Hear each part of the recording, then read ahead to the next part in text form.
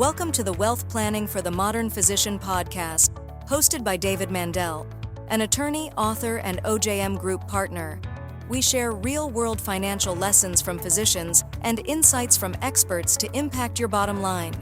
Check the show notes to get a free copy of our newest book, Wealth Strategies for Today's Physician. Now, over to David. Hello, this is David Mandell, host of the podcast. Thanks for joining us today. We've got a really interesting topic, one actually that I've wanted to have since season 1. So, we're getting it done now in season 5, and an expert in the field to tell us a bunch about Locum Tenens practice and what that's all about. So let me tell you about Cory Kleinschmidt, and then we'll get into it. So Cory is an entrepreneur and a longtime industry veteran who has worked for and consulted with multiple locum tenens staffing agencies of every size in various roles over the past 23 years. Most notably, Cory has served as Director of Digital Strategy for Jackson Healthcare and VP of Marketing for Interim Physicians. During his tenure at Jackson, he created the in-house marketing services division, helped name the organization, and architected and managed the locumtenens.com job board, which execs have credit as being the engine that helped LT grow into the powerhouse it is today. He is the founder and operator of Locumpedia, the Locum Tenens industry platform. And that's really how I found him, and it's pretty exciting and pretty cool place. So, Cory, welcome to the program. Thanks, David. Good to be with you. Yeah, great to have you. Like I said, it's a topic that has been on my radar for a long time. In fact, will probably come up in this episode, my next episode. But my father, who was a radiologist, did a lot of locums work. In fact, he was, on the podcast, first episode of season 4. So now maybe a year and a half or more away. And when we talked about his career, his first half of his career was kind of traditional radiology, chief of department inside of a hospital, et cetera, up in Massachusetts and Rhode Island, where I grew up. The second part of his career, when my parents moved to Florida, was all over the country as a locums guy. And he and my mother literally went to, I don't know, he had licenses in 12 states, and it was really part of their life. Kind of the driver of where they would spend their time, and they had a great time doing it. Not everybody can do that, but so it's been really on my radar as something that's cool that doctors can do that not everybody else can do for a while. So I'm glad to really have you and dig into this, and we're going to do 2 episodes on it. So before we jump into locums, I gave a little brief bio. Let's talk about you, and maybe you can tell us, get a little color to that short bio I read, and what have you done, and how did you get to be an expert in locums work? Sure. First of all, really neat to hear about your father as a radiologist. My son is actually in medical school right now, studying for step 2, as they call it. He also wants to become a radiologist. Okay, so nice. it's kind of neat Yeah. how our paths are kind of converging there. Yeah. I got into the industry, I think, kind of in a similar fashion, like many people, accidentally. Yeah. I didn't know anything about locum tenens when my journey began, and I had a business meeting with a former boss of mine who described how his wife and the wife of Rick Jackson knew each other through a local private school, and Rick and my partner Chris, who became my partner, my former boss Chris, who became my partner, discussed the idea of forming an internet business incubator. This was the late 90s, where Yahoo stock and the search engines and digital platforms, the .com boom that predated Google were blazing hot in the stock market, and everybody started paying attention to the internet as a business platform. And so he called me into a meeting and asked me if I was interested in joining as a partner in this enterprise. And he kept talking about something called, I thought he was saying local tennis. And I thought first 30 minutes of the meeting that he was talking about some kind of tennis business. And I like tennis, but I had zero interest in getting into tennis as a business. And so I just politely humored him for a little while. And eventually I got my courage up to get past my ignorance and ask what the heck he's talking about. And so he explained locum tenens, temporary physician staffing, and that was a lot more interesting to me. And I said yes, and we started this company. Um, and we conceived and launched some web-based businesses as part of this organization, and one of them is now $100 million beverage alcohol importer. So we had one success story as a company that we conceived, but our main task was to build, as you mentioned earlier, David, the locumtenens.com job board. Uh, Rick Jackson had purchased that domain for $50,000 the year before and was looking to rename a locum tenens staffing firm around that .com name, and furthermore to have us build a free job board on it on the website. So it was a free job board owned by a staffing firm, which is pretty unusual and still is. And as you mentioned, as the marketing director at locumtenens.com at the time said, it became a lead generation machine, and they had so many, 50 to 100 doctors signing up every day to apply for jobs, thousands of jobs posted by healthcare facilities, as well as the locumtenens.com agency, and even other agencies were allowed to post on the board. So at the time, it was an $8 million agency. When I left in 2005, it was over 120 million. And today, Jackson Healthcare, which is primarily locumtenens.com, but several other staffing and software companies around healthcare, is now the second largest locum tenens staffing firm behind CHG, which is Comp Health of Weatherby and a few other firms. Now they're a $1.6 billion organization. So got started accidentally, knew a lot about internet marketing, website development, figured out how to unlock the secrets for marketing toward doctors who were interested in working on a temporary basis, and took off from there. Interesting. Really, really. Yeah, not a surprising business story in that you don't really plan on it, and it's kind of uh, happenstance, but that's fairly common from what I hear. So, what is Locumpedia? That's what you're working on today, or one of the things you're working on today. What inspired you to create that, and just tell folks what it is. How does the business work? How do you make money? Kind of give us a little background on that, and then we can start to jump into what Locum Tenens is all about. Yeah, Locumpedia, we bill it as a digital platform for the locum tenens industry. We offer multiple services and resources. Primarily, we also have a free locum tenens job board. We are not owned by an agency, unlike locumtenens.com.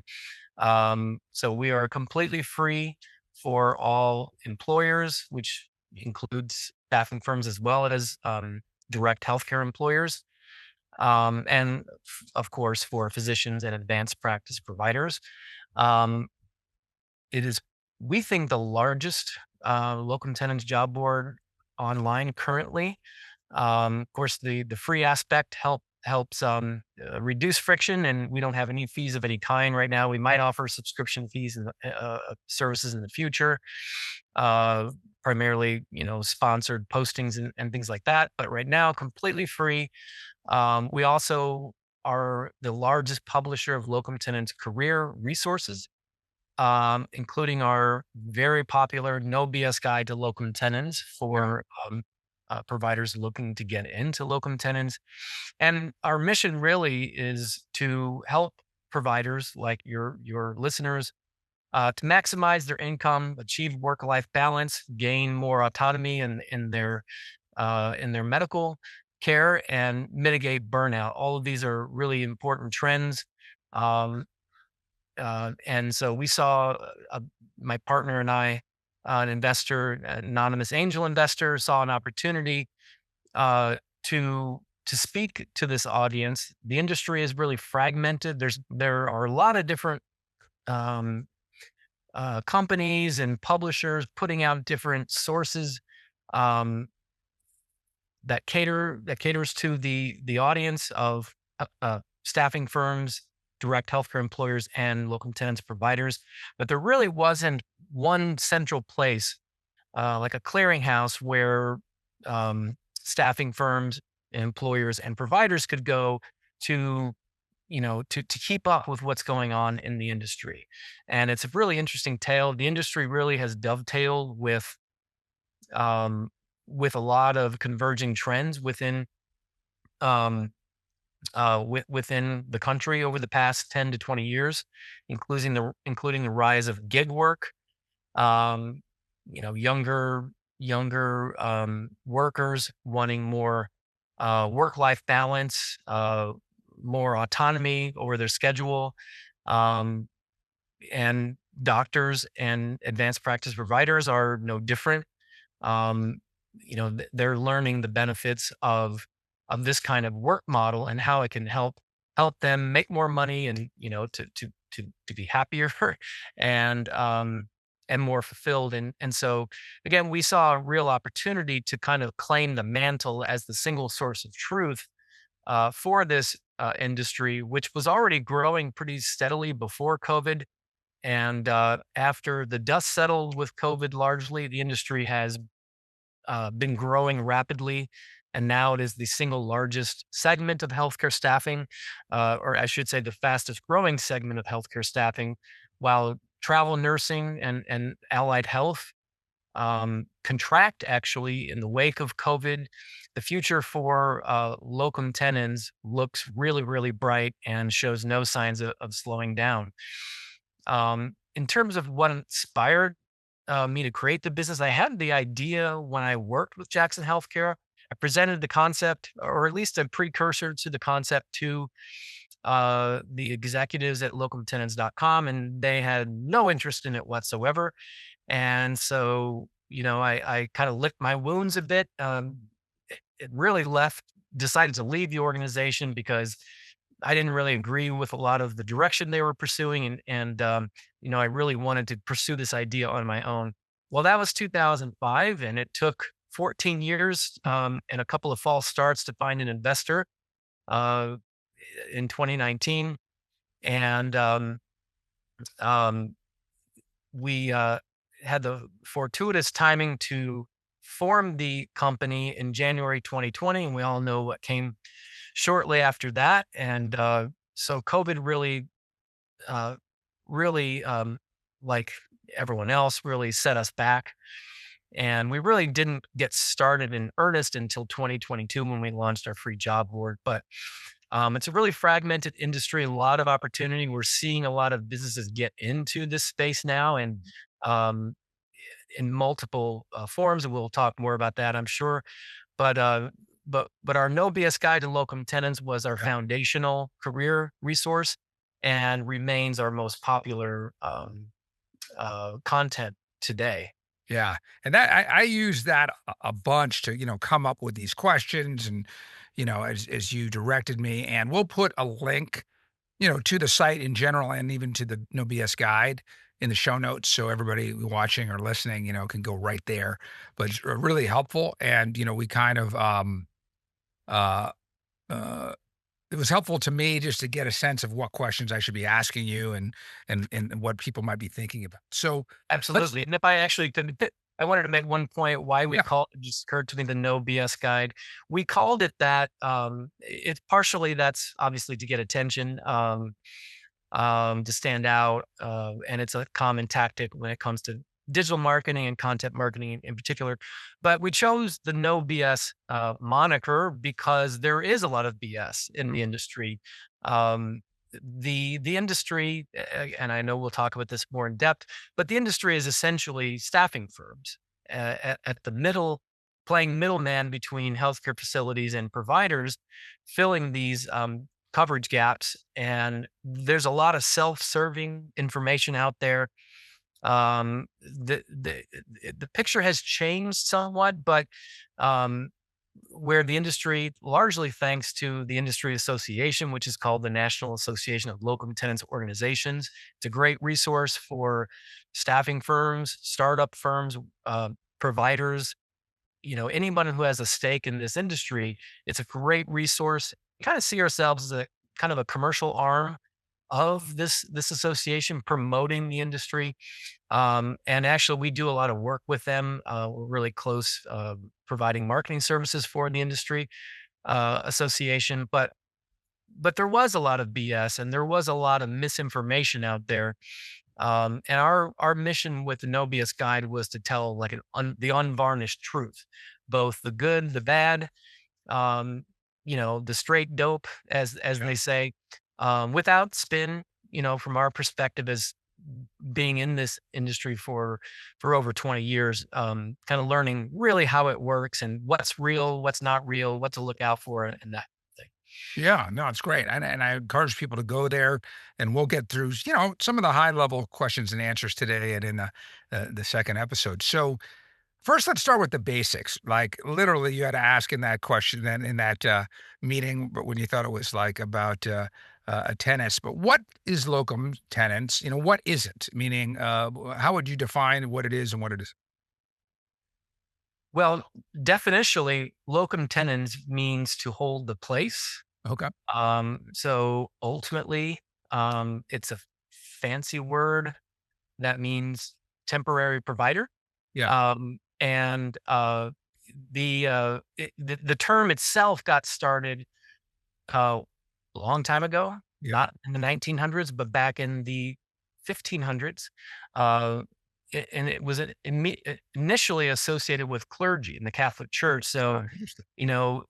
there were clergymen who worked just like doctors, maybe one doctor in a small town. There's, a parish, somewhere in Europe. And the there were temporary clergymen who would go around and fill in for the regular clergy in that parish if their priest was sick or just couldn't serve for whatever reason. Of course, this was a time when clergymen were sort of seen as like physicians are today. They were authorities. They weren't just preachers. They were authority figures, and so their work was really important in the local communities, much more so than it was after the Enlightenment.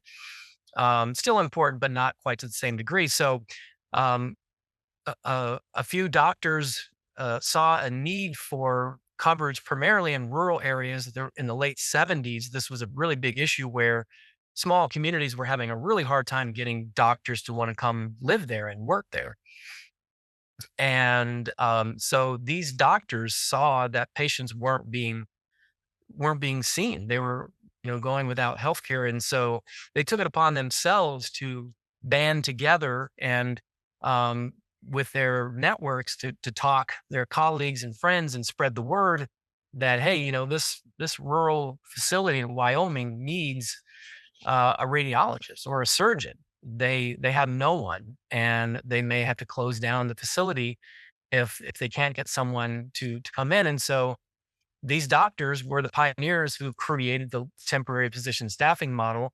And it was turned out to be a very lucrative thing for them. But, it started just like we were talking with my career, accidentally, Right. seeing a need and filling it. And so fast forward to today, locum tenens coverage is seen as as a necessity. There was a time where it was seen as a necessary evil for facilities. Like I said, if they had to protect their revenue. Um, if a provider got sick or was injured or had a baby, they couldn't afford to just close down their surgery, their operating room or their radiology department, and whatever the case may be. And so they paid higher rates for locum tenens providers to come in, often on a moment's notice, and it was really seen as a necessary evil. About 10 years ago, that started to change, where based on economic trends and the medical trends, the physician shortage, the burnout epidemic among medical providers, and the perception gradually shifted to into a strategic advantage for healthcare facilities, so they could test out new providers before committing to one full time, or to spin up a department, an oncology department, whatever it might be. And rather than the extensive recruiting period to find full time oncologists or in similar roles, they could try out temporary providers and kind of figure out how the economics work for this department within the hospital or clinic. And so, for a variety of reasons, it's become very, very popular on the demand side and the supply side. Demand being the facilities, and the supply side being the providers. But basically, at its core, it's gig work for doctors and Right. advanced practice providers. Uh, it'll these when doctors work on a locum tenens basis, they are 1099 independent contractors. So they are technically their own bosses, and that's liberating and potentially daunting for physicians who are kind of dabbling in this. But that's what it boils down to. They hook up usually with staffing firms who represent opportunities that um, healthcare facilities offer to these staffing firms. And oftentimes the staffing firms will,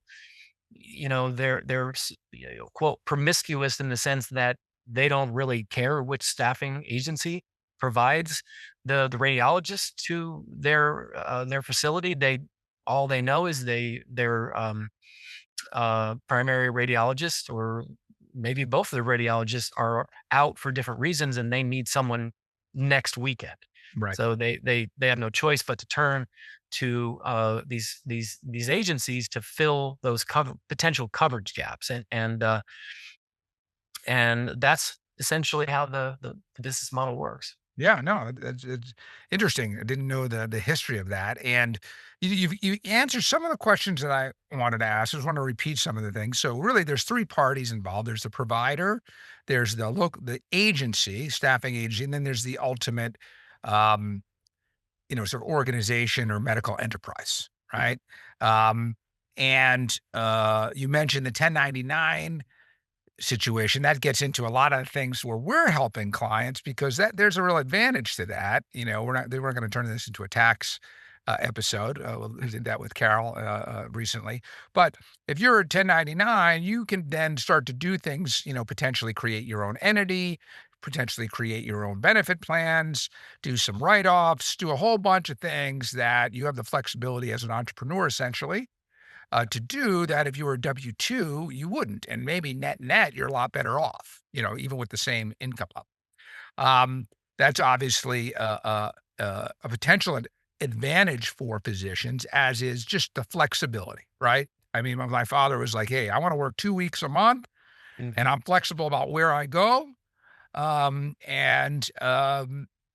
got to see a lot of great places. I mean, he was able to work in places as, from Nantucket to no name town in Texas. I mean, literally all that kind of stuff, right?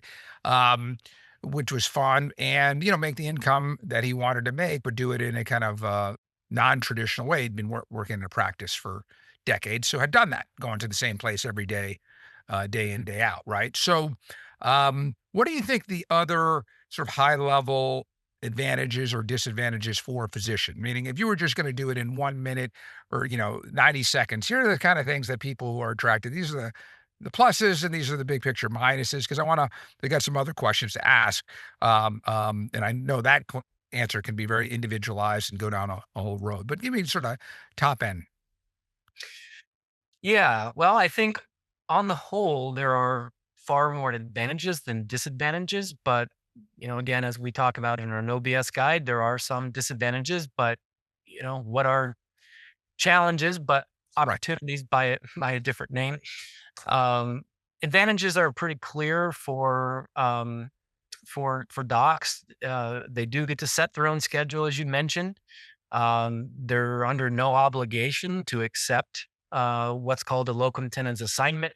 That's also kind of the kind of an unconventional term to describe these jobs. They're not jobs, because jobs implies full time employment. A lot of times these agencies describe them as opportunities because it might be a week-long um, uh, assignment, again, Yeah. as they call it, or it could be, every Friday for 6 months or Right. whatever it might be. There really is no defining aspect of what kind of shift is possible. It really just depends on the facility's needs. Um, so pretty clearly, one of the biggest advantages of locum tenens work is docs get to make more money. They typically earn more on average than full-time work. Of course, from a tax perspective that double-edged sword. That means also that they're responsible for paying quarterly taxes on that income, Right. and especially if they do considerable amount of locum tenens work, and to replace, a lot of providers now are doing locums work full time, and they find that I don't have the statistic in front of me, but they can make a lot more money working locum tenens than they ever could in a full time opportunity. And then there's other benefits related to that. Like we already discussed, they can set their own schedule. They don't have to worry about paperwork. The only paperwork they have to deal with is, some of the charts that they have to do in the course of their normal medical care. Um, they have to fill out timesheets. They're called work logs for what hours they worked. Report that back to the healthcare facility client as well as the staffing agency. But by and large, you know, they get to focus on the clinical aspects of the work and don't have to worry about the burdensome paperwork. Um, which naturally leads to another advantage, which is uh, mitigation of burnout. So a lot of times doctors will rediscover their passion for medicine when they do locums work because it's refreshing. Like older docs will say, like, this is how it was when I got started practicing.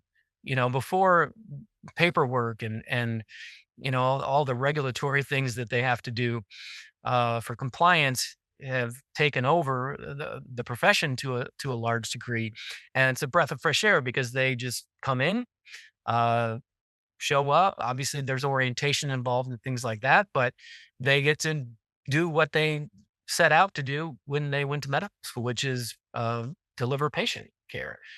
And I so think it's another element of that I know my dad, talked about too is like just interacting with different people.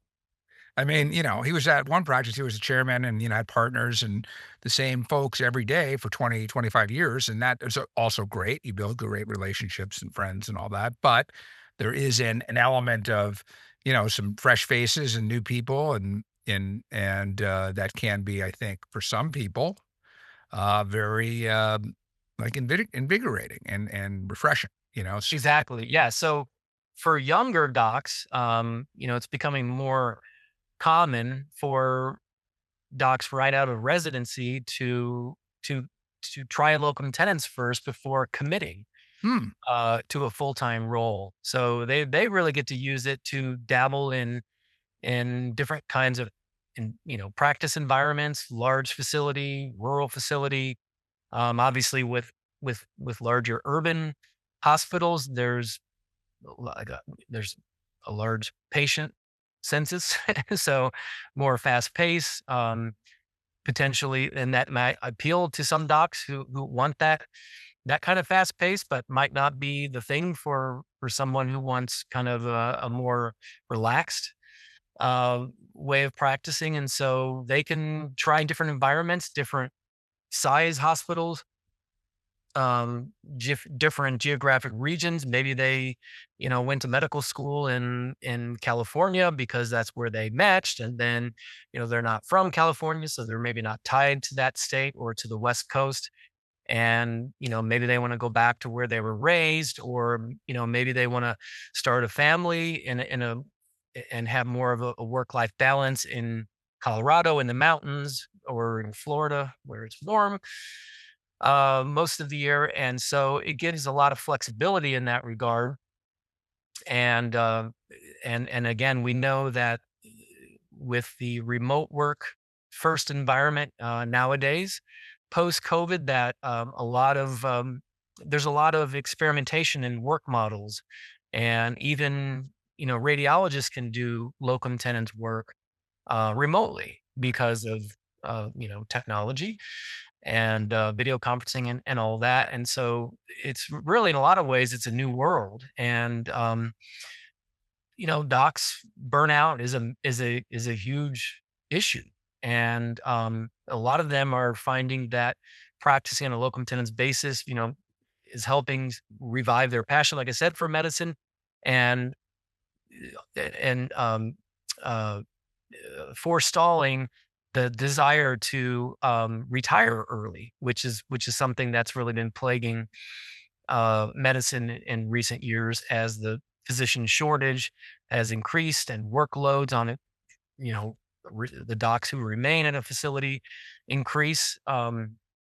It really is helping um, all stakeholders in the industry um, get back to the roots of what they wanted to do in the first place. And it shows no signs of slowing down. There are some stats that are really interesting. Now, 13% of physicians work in locum tenens immediately after completing residency, and that number has gone way up. Yeah. And in mid-career, the stats show that 63% approximately are working locum tenens during mid-career. Okay. For the reasons we just mentioned: schedule flexibility, additional income, obviously, medical loans are substantial. And so that's another reason why newer docs are doing it, so they can pay off their loans faster. And just, practicing medicine on their own terms. And in late career, in the retirement phase, um, only 19% of physicians work locum tenens after retiring, which is down from 36%. So more docs are opting for locum tenens earlier in their career. So it's really a win-win for all parties involved.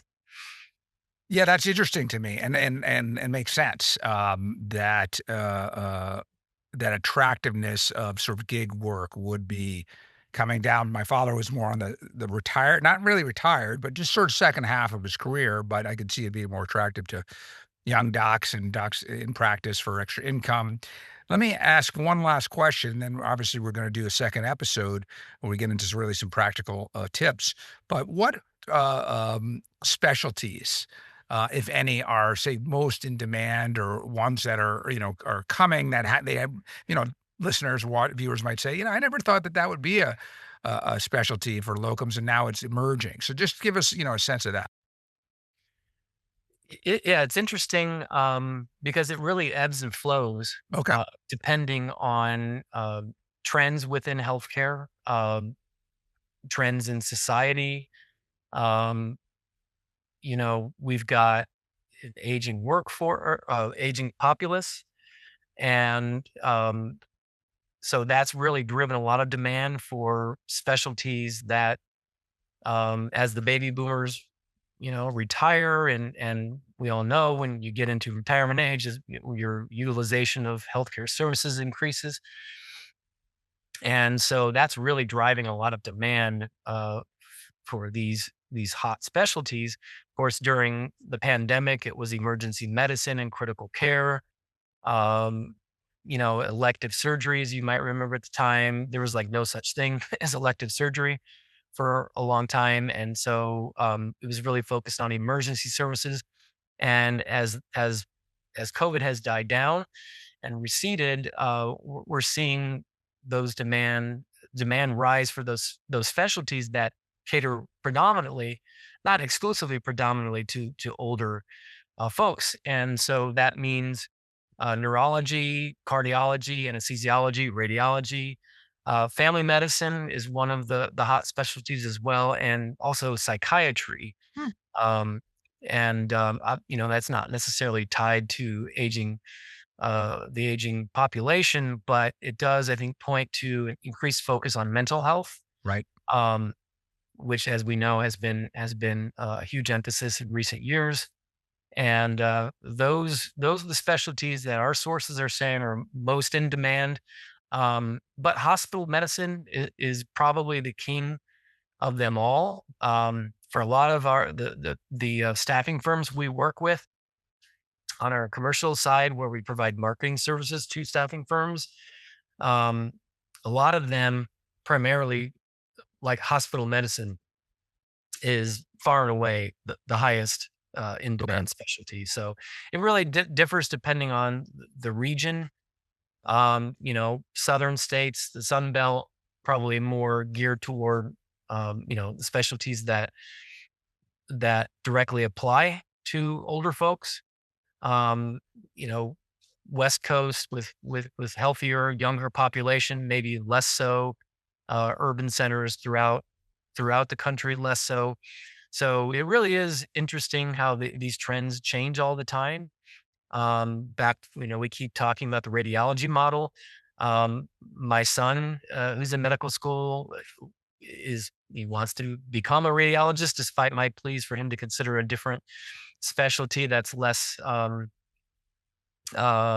prone to take over by artificial intelligence. Hmm.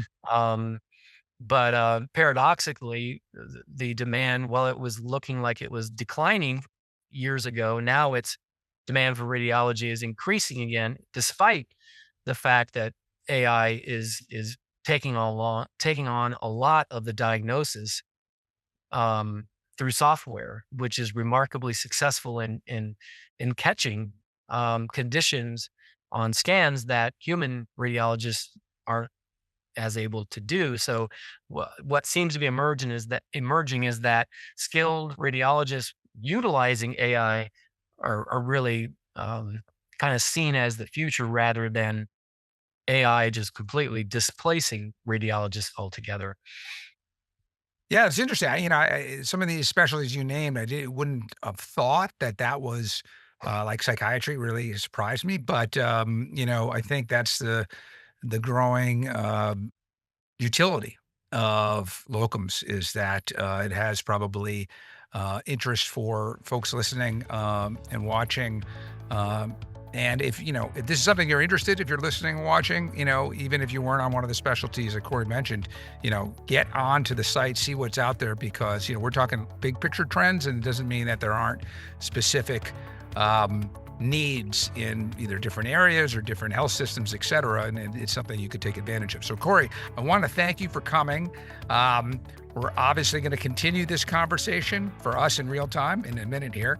But for you, those of you watching and listening, it'll be in another 2 weeks. And thank you for tuning in. And if you find this information valuable, obviously we're going to put Cory's bio in there and the link to Locumpedia and to the No BS guide and all of that, so you can take the next step. So thanks for tuning in, and look for us, of course, in another 2 weeks.